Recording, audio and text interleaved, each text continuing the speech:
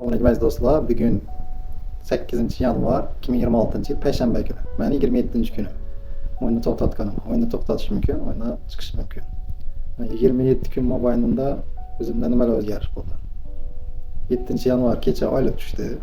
Oylik tushganda menda oldinlari shu to'g'risi oyligimni yarmini yoki 1/4ni omadim sinash uchun, qarzlarimni kutish uchun o'yinga tikib o'ynar edim, yutar edim. Shu yutgan pulimdan qarzlarga qutulmas edim.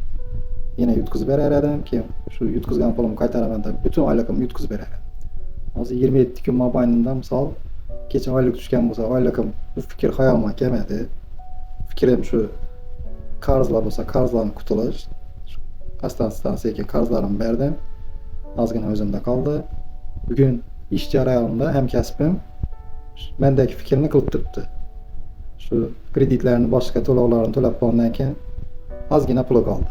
Shu pulni ko'paytiraman deb o'zini hisobiga qo'ydi. Shu bor pulni ham yutkazib berdi. Endi unda nima boshlanadi?